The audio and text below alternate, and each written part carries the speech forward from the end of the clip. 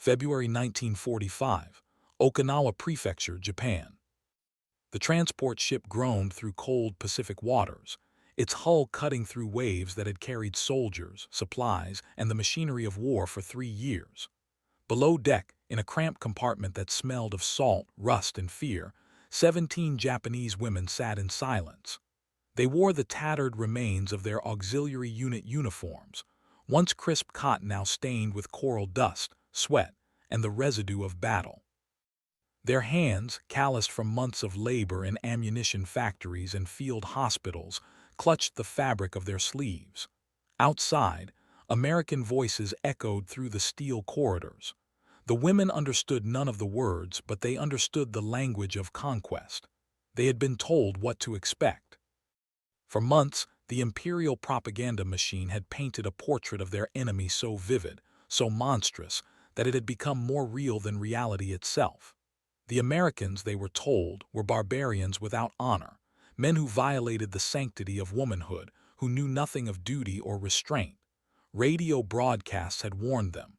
Training officers had instructed them. Even their families had whispered it before they departed for their posts: death before dishonor. The 17 women had carried cyanide capsules sewn into the hems of their uniforms. They had practiced the ritual of ending their own lives, had been taught that capture meant a fate worse than any battlefield death. Now, as the ship's engines thudded beneath them and boots approached their compartment, they prepared for that fate. The door opened. An American military police officer stood in the frame, flanked by 2 medical personnel. He held a clipboard. Behind him, a translator, a Japanese-American soldier whose face carried the weight of 2 worlds. The officer's voice was measured, almost gentle. The translator spoke. "You will be processed. You will be examined for wounds and illness. You will be given clean clothing." The women did not move. They had been taught that American words were lies wrapped in politeness, that every gesture of humanity was a prelude to brutality. The oldest among them, a 32-year-old former schoolteacher named Kimiko Hayashi, had worked in a field hospital on Saipan before the island fell. She had seen the bodies.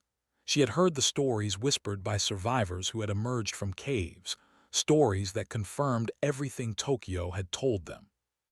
She looked at the other women, at their hollow eyes and rigid postures, and made a decision born of desperation and duty. She stood and began to unbutton her uniform jacket. The act was not surrender. It was defiance transformed into sacrifice. If violation was inevitable, better to control the terms of one's own humiliation. The other women followed her lead, their fingers trembling as they removed layers of clothing that had become armor against vulnerability. They stood in their undergarments, heads bowed, waiting for what they had been promised would come. The American officer said something sharp in English. The translator's voice cracked slightly as he spoke. "Stop, please. That is not—" He paused, searching for words that could bridge an ocean of misunderstanding. "You are prisoners of war. You have rights. You will be treated according to the Geneva Convention." The women did not understand Geneva. They understood only that they were still alive, still clothed in the thin fabric of their undergarments, still waiting for the inevitable. The medical officer, a woman in her 40s with gray streaks in her hair, stepped forward. She carried an armful of folded clothing, standard-issue cotton shirts, trousers, undergarments still in paper wrapping. She placed them on a bench near the women and stepped back, her hands raised in a gesture that transcended language. "These are for you." Kimiko Hayashi stared at the clothing. It was clean, new. The cotton was soft, not coarse. There were no stains, no patches, no signs of previous use. In Japan, by February 1945, fabric was a luxury rationed to the point of invisibility. Civilians wore clothing made from tree bark fiber. Soldiers received uniforms that had been mended so many times the original material was more memory than substance. The imperial war machine had stripped the home islands of everything that could burn, everything that could be melted down, everything that could be woven. And here, on an American ship, the enemy was offering them new clothes. The disconnect between expectation and reality created a cognitive chasm so vast that several of the women simply stood frozen, unable to reconcile what they saw with what they had been taught to believe. One of the younger women, barely 19, began to weep, not from relief, but from the profound confusion of having one's entire understanding of the universe inverted in a single moment. This scene, replicated in various forms across dozens of processing centers throughout the Pacific Theater in 1945, represented something far more dangerous to the imperial Japanese ideology than any bomb or battleship. It represented the collapse of a carefully constructed narrative about the nature of the enemy, and by extension, the nature of the war itself. The Japanese government had built its wartime society on a foundation of absolute certainty, the certainty of racial superiority, the certainty of spiritual destiny, the certainty that the Western powers were decadent, weak, morally corrupt. Every defeat could be explained away as temporary, every loss reframed as a strategic repositioning. But the treatment of captured women could not be explained away. It could only be witnessed, experienced, and measured against the yardstick of expectation. American military policy regarding female prisoners of war had been established through a series of directives issued in 1943 and refined throughout 1944 as U.S. forces began capturing not just soldiers, but the auxiliary personnel who supported Japan's war infrastructure. These women, nurses, factory workers, communications operators, teachers assigned to colonial territories, had become integral to Japan's total war strategy. When they fell into American hands, particularly after the battles for Saipan, Tinian, and later Okinawa, they presented a unique challenge to U.S. military planners. The challenge was not logistical, it was psychological and strategic. American commanders understood, with a clarity that bordered on cynicism, that how these women were treated would become information. That information would spread, through letters home if they were allowed to write, through testimony if they were repatriated, through the grapevine of prisoner networks that existed in every camp. And that information would either confirm or contradict every piece of propaganda Tokyo had distributed about American barbarity. The decision to treat female POWs with meticulous care was not purely humanitarian. It was psychological warfare conducted through the medium of basic human decency. Lieutenant Colonel Margaret Craighill, one of the first female physicians commissioned in the U.S. Army, worked in the POW processing system in the Philippines during late 1944 and early 1945. Her reports, now archived in the National Archives in College Park, Maryland, describe the systematic approach American forces took to female prisoners. Immediate medical screening, provision of gender-appropriate clothing, separation from male prisoners, assignment of female medical and administrative personnel whenever possible, and careful documentation of their treatment. In one report dated March 1945, Craighill wrote, "The psychological impact of humane treatment on these women cannot be overstated. They arrive expecting brutality and receive care. The cognitive dissonance is profound and, from a strategic standpoint, invaluable." The clothing itself became a symbol of that dissonance. In a war where material abundance versus material deprivation defined the strategic balance, the simple act of providing clean, new, properly sized clothing to prisoners became a demonstration of American industrial capacity that no propaganda film could match. When Kimiko Hayashi held that folded cotton shirt in her hands, she was not just holding a garment. She was holding evidence of a production system so vast, so efficient, that it could afford to clothe its enemies in new fabric, while its own citizens enjoyed abundance that seemed impossible to a nation reduced to eating acorn flour and sweet potato vines. The women were led to a washing facility, a portable shower unit that had been set up on deck. Hot water, not boiled from seawater and rationed by the cupful, but hot fresh water that flowed freely from pipes connected to massive shipboard desalination and heating systems. They were given soap, Actual soap with lather, not the ersatz cleaners made from industrial alkali that had become standard in Japan. They were given privacy. Female personnel stood guard outside, preventing male soldiers from approaching. They were given time. When Kimiko emerged from that shower, wearing clothing that fit properly, her hair still damp against her neck, she experienced something that would trouble her for years afterward. She felt human again. Not a soldier, not a unit of production, not a sacrifice waiting to be completed, human. And that feeling was an act of treason against everything she had been taught. The interrogation process that followed was equally disorienting. The women were questioned separately, not in groups where the strongest personality could enforce silence or conformity. The interrogators were trained intelligence officers who understood that brutality was the least effective method of extracting information. They offered tea, real tea, not the roasted barley water that had replaced tea in Japan. They asked about their families, their hometowns, their work before the war.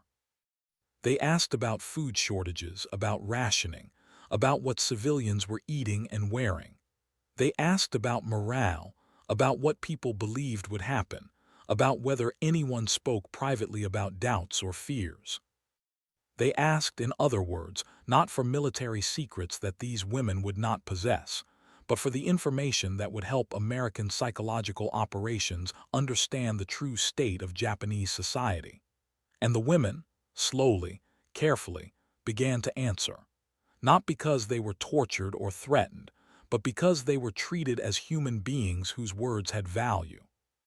One of the interrogation reports, filed by Captain James Watanabe, a Nisei officer who had grown up in Los Angeles before his family was interned at Manzanar, documented his conversation with a 24-year-old woman named Sachiko Tanaka. She had worked in a munitions factory in Nagoya before being sent to Okinawa as part of an auxiliary labor unit.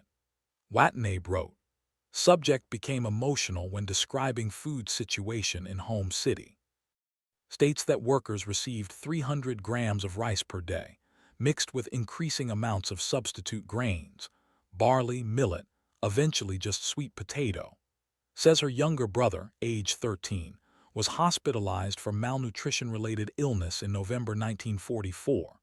When asked about government messaging regarding war progress, subject stated that official broadcasts maintained victory was assured, but that workers privately doubted these claims. Subject appeared disturbed by quality and quantity of food provided in POW facility, repeatedly asking if this was standard or special treatment. It was standard. The American military fed its prisoners according to regulations that guaranteed caloric intake comparable to frontline troops, not out of generosity alone, but because properly fed prisoners were healthier, more compliant, and better sources of intelligence. But to women who came from a nation where school children were collapsing from hunger in classrooms, where factory workers were supplementing their rations with wild plants and insects, the American POW diet represented not just abundance but a kind of civilizational statement. We can afford to feed you better than your own government can. The recurring symbol in these women's experiences became the meal tray, metal, sectioned, filled with portions of food that seemed surreal in their variety and volume. Meat. Actual meat, not the tiny scraps rationed once per week. Bread made from wheat flour, canned vegetables, fresh fruit when available. Milk. The women ate slowly at first, suspiciously, waiting for illness or revelation of some trick. But the food was real, and their bodies, starved of adequate nutrition for months or years, responded with desperate gratitude that their minds struggled to process. Kimiko Hayashi, in a letter she would write years later to an American historian researching POW experiences, described her first meal in captivity. "I could not reconcile what I saw on that tray with what I had been told about America. We were taught that Americans were suffering, that their country was collapsing under the weight of war, that they were desperate and weak. But here was food that exceeded anything I had eaten even before the war, when times were good. I understood in that moment that we had been lied to, but I did not yet understand the full scope of the lie. The full scope was this. While Japan had mobilized its entire society for war, stripping civilians of food, clothing, fuel, and hope in service of military production, America had fought a two-ocean war while its civilian population experienced rationing that was, by Japanese standards, a mild inconvenience. Americans complained about butter shortages, while Japanese civilians were eating sawdust-fortified bread. American factories produced bombers by the thousands while also manufacturing consumer goods that, though reduced, still existed. The American war machine had not consumed American society. It had expanded alongside it, fed by an industrial capacity so vast that it could afford to fight Germany and Japan simultaneously while maintaining a standard of living that seemed, to those on the receiving end of its military power, like a form of sorcery. The women prisoners became witnesses to this abundance in ways that no propaganda leaflet could convey. They saw the ships, not just warships but the support vessels, tankers, supply ships, hospital ships, transports, all moving in coordinated flotillas that stretched to the horizon. They saw the organization, the systems, the casual efficiency of an empire at full mobilization. They saw officers discard clothing that would have been precious in Japan, saw food waste that would have fed families, saw equipment treated as disposable when the slightest malfunction occurred. And they saw in the faces of their captors a disturbing lack of hatred. The American soldiers were not the rapists and murderers Tokyo had promised. They were mostly young men far from home, bored, tired, occasionally kind, occasionally indifferent but fundamentally professional. They followed rules. They processed paperwork. They complained about the heat and the food, complained about food that seemed like a feast to the prisoners who overheard them. They showed photographs of their families, their girlfriends, their dogs. They played baseball in their downtime. They sang songs that sounded nothing like martial anthems. They were, in other words, human in a way that imperial ideology could not accommodate. If the Americans were capable of decency, if they followed laws that protected even their enemies, if they possessed both overwhelming material power and moral restraint, then what did that say about the nation that had attacked them? What did it say about the promises Tokyo had made, the sacrifices demanded, the certainties proclaimed? These questions haunted the women as they were transferred from ship to shore facilities, from temporary camps to more permanent POW compounds. The largest facility for female Japanese prisoners was established in the Philippines, at a former agricultural college near Manila. By April 1945, it housed over 300 women, ranging from trained nurses to teenage factory workers.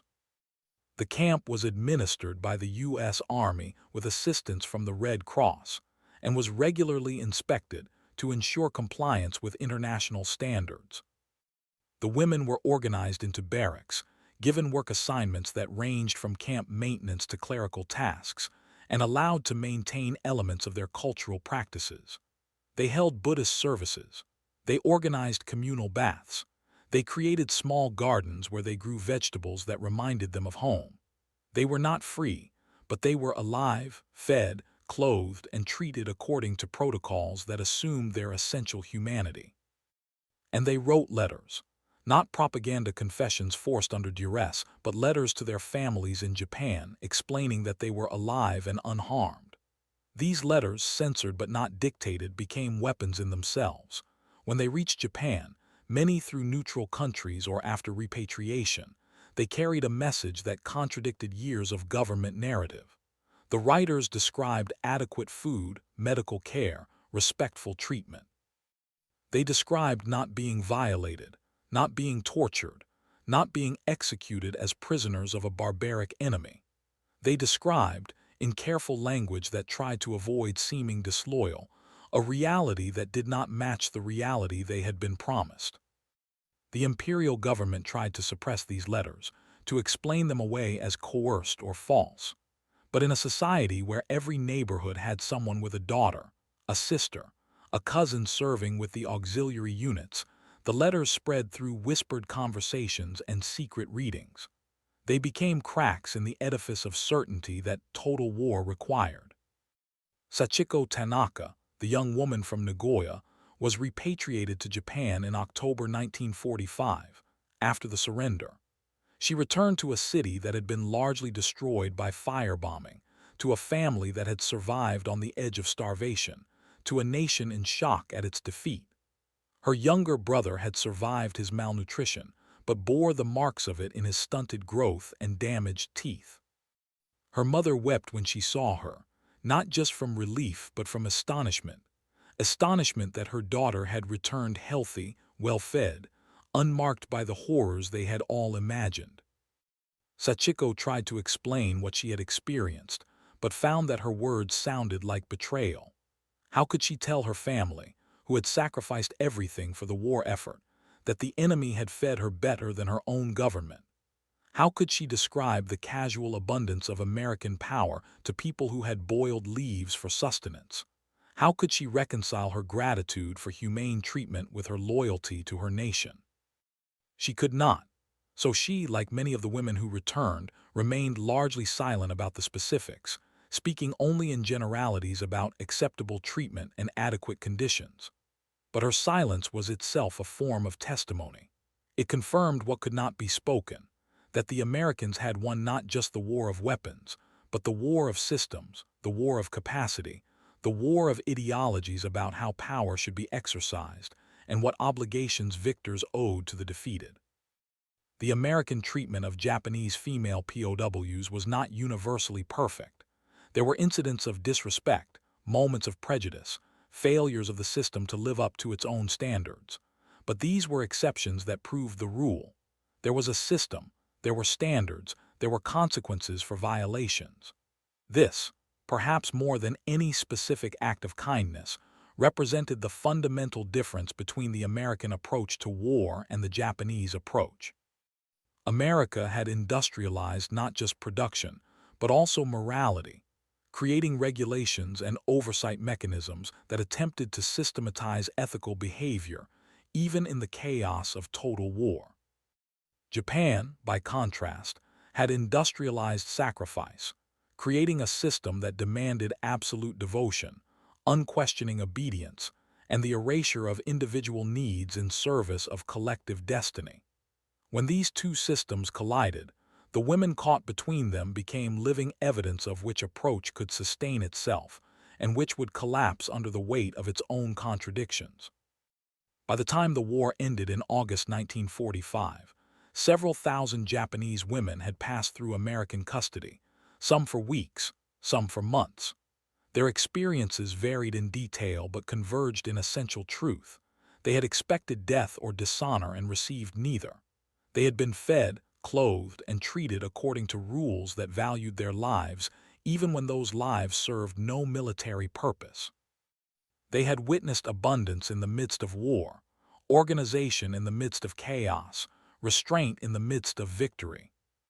And they had carried that witness home, where it settled like sediment at the bottom of a pond, invisible but present, shaping the landscape of post-war understanding in ways both subtle and profound.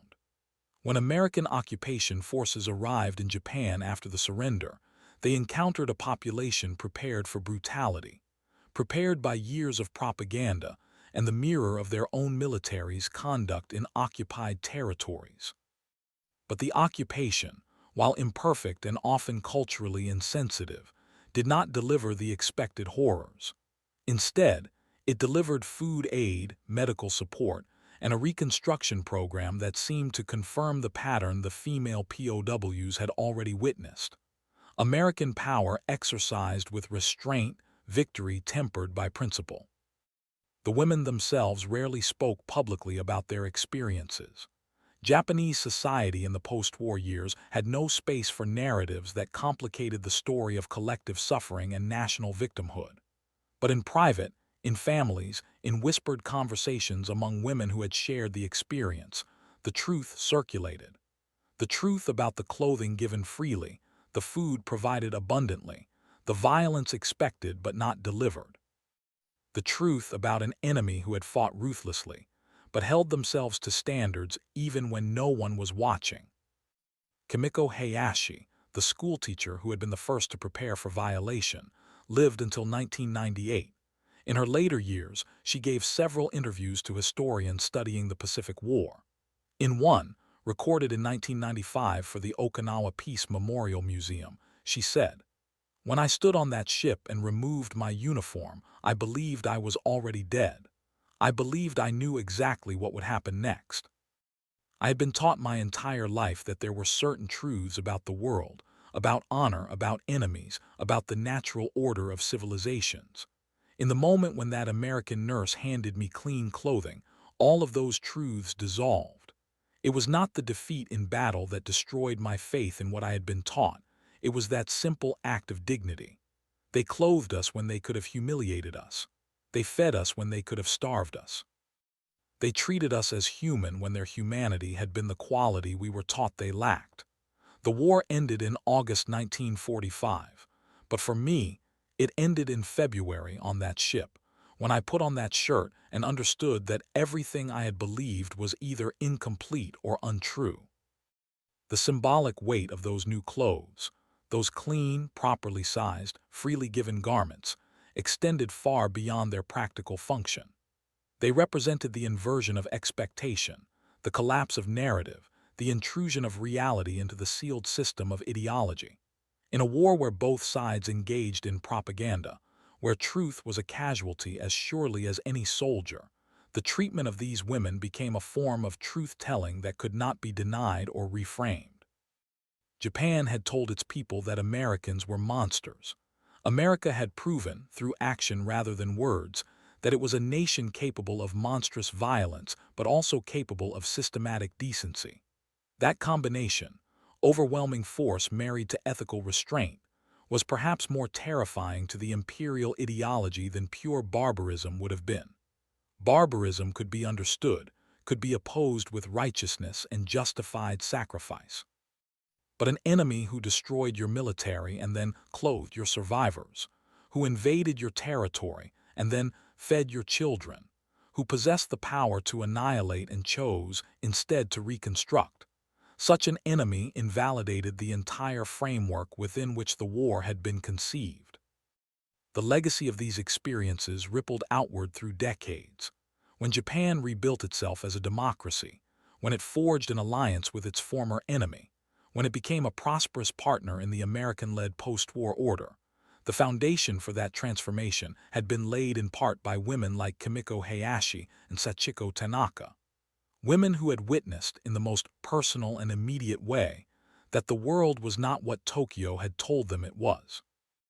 Women who had expected violation and received clothing instead, who had prepared for death and received meals, who had been taught to fear and learned, slowly and painfully, that fear could coexist with fairness.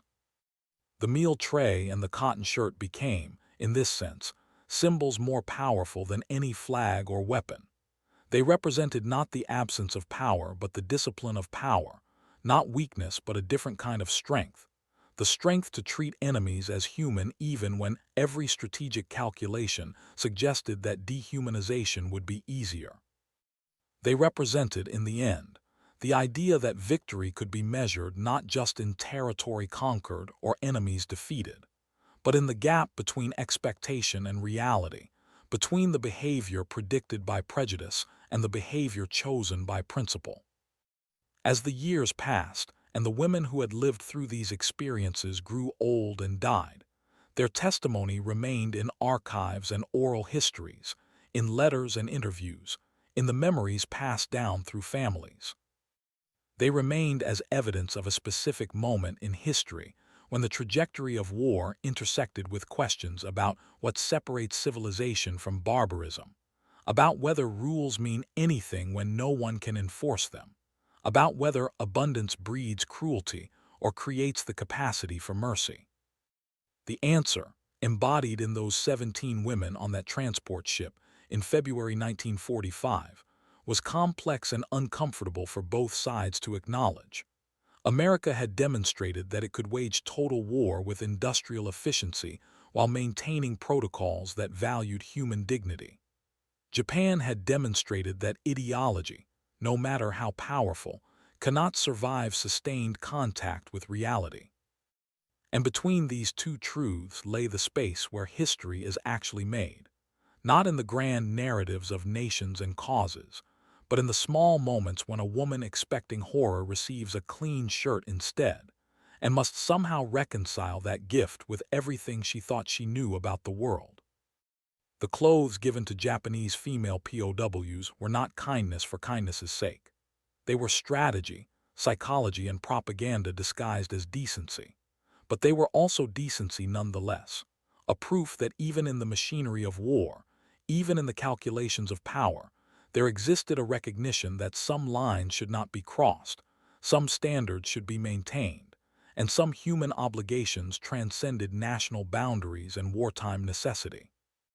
Whether that recognition stemmed from moral principle or strategic calculation mattered less than the fact that it existed at all, that it shaped behavior, that it created memories which became testimony which became, eventually, a small but crucial part of how two nations moved from total war to uneasy peace to unexpected partnership.